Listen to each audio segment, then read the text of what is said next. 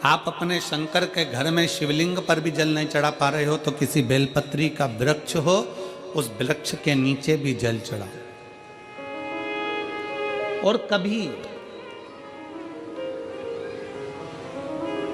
कभी मौका मिल जाए, कभी भगवान शंकर की बड़ी करुणा हो जाए, भगवान शंकर की बड़ी उदारता हो जाए, भगवान शंकर की बड़ी कृपा हो जाए, बड़ी कृपा हो जाए, भगवान शंकर जिस दिन तुम्हारे ऊपर बहुत बड़ी कृपा कर दे, किसी सोमवार को 3 नियम बना लो। जिस दिन मेरा भोले बाबा तुम पर कृपा कर दे, उस दिन सोमवार का एक नियम बनाओ कि महीने का एक सोमवार मुझे ऐसा करना है, 3 नियम धारण करना है महीने के सोमवार को। पहला, सुबेरे जाकर शंकर भगवान को 1 लोटा जल चढ़ाना है।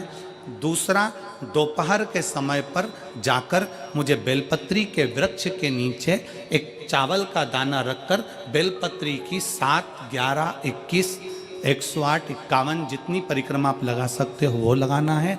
और तीसरा, बेलपत्री के वृक्ष के नीचे और शंकर के मंदिर के दरवाजे पर मुझे एक घी का दीपक लगाना है। बस ये 3 नियम जिसने महीने में एक बार ले लिया, समझ लो उसको पीछे हटने की जरूरत ही नहीं, वो आगे ही बढ़ेगा। महीने के किसी एक सोमवार का ऐसा नियम बना लो कि मुझे 3 नियम धारण करना है। महीने के किसी भी एक सोमवार को, हम ये नहीं कहेंगे कि तुम सोमवार 5 पढ़ रहे हैं तो 5 को करो, 4 पढ़ रहे हैं तो 4 को करो, 3 पढ़ रहे हैं तो 3 को करो।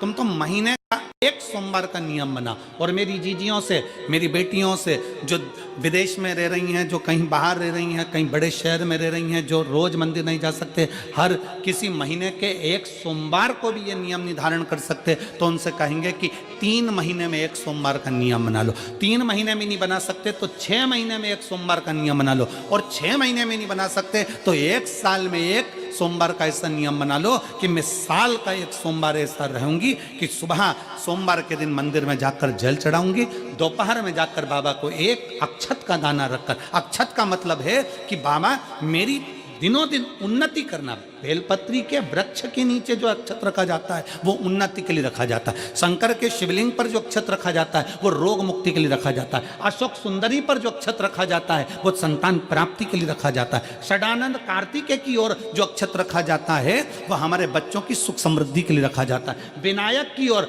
गणेश जी की ओर जो अक्षत रखा जाता है वो हमारे घर में कोई मंगल कार्य आ जाए उसके लिए रखा जाता है। और जो पीठिका होती है जिस पे शिवलिंग रखा होता है, पार्वती जी का हस्तकमल, उस पर अक्षत रखा जाता है तो नारी के अखंड सौभाग्य के लिए रखा जाता है। अक्षत रखने का भी तरीका है। एक चावल का दाना कहाँ रखा जाता है, क्यों रखा जाता है, कैसे रखा। अब कई लोग कहते हैं गुरुजी ये शिव महापुराण में आप ये नियम बताते हो, तरीका बताते हो। हम तो उनसे कहेंगे डॉक्टर के पास जाओगे तो डॉक्टर भी गोली लिखकर ये नहीं कह देगा कि ये सारी गोली एक साथ खा जा। डॉक्टर भी कहेगा ये गोली सुबह खाना है, ये गोली शाम को खाना है, ये गोली दोपहर में खाना, ये गोली भूखे रहकर खाना। बोलो सही है कि गलत है? ये रात्रि को खाना खाने के बाद खा लेना, ये खाना खाने के पहले, ये नाश्ते के पहले। और सुनो, ये दवाई, ये वाली पीछे वाली जो दवाई लो ना इसको दूध से लेना, ये वाली जो दवाई लो ना इसको पानी से लेना। और सुनो, ये डब्बी है इसको पानी में मिलाकर फिर पीना। दवाई लेने का भी तरीका है, उसी तरह शिव महापुराण में एक एक अक्षत का भी तरीका है और एक एक बेलपत्री का भी तरीका है। अब मान लो कई लोग कहते हैं गुरुजी आप ये तरीका बताते हो शिव पुराण के माध्यम से, कई लोगों के मन में संशय जागता है, तो अगर हम एक साथ चावल चढ़ा दे तो उसका क्या तरीका है? तो हमारा निवेदन है डॉक्टर जो दवाई ले एक ही बार में निपटा जाए, एक ही बार में खा ले। दवाई एक बार में पूरी खा गए असर नहीं करेगी, इसमें डॉक्टर का कोई दोष नहीं है। उसने तो बताया था ऐसे लेना, ऐसे लेना। और तुमने, मैं डॉक्टर साहब ने पूछा दवाई पूरी ली, शाम की दवाई भूल गई थी, सवेरे की दवाई भूल गई थी, ये दवाई भूल गई थी। डॉक्टर कहेगा हमने तो नियम बताया था, तुमने नहीं खाई तो असर कहाँ से करेगी?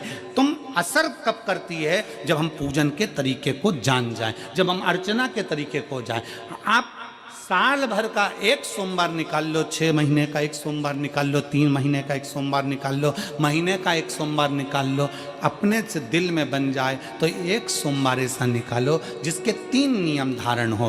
पहला, उसी सोमवार जिसको कर रहे हो उस दिन सुबह जल चढ़ाना। दूसरे, दोपहर के समय पर जाकर बेलपत्री के वृक्ष के नीचे एक चावल का दाना रखना और परिक्रमा बेलपत्र की जितनी तुमसे बन जाए, जितनी तुम्हारे शरीर की कैपेसिटी हो, जितना तुम्हारा शरीर चलते बन जाए,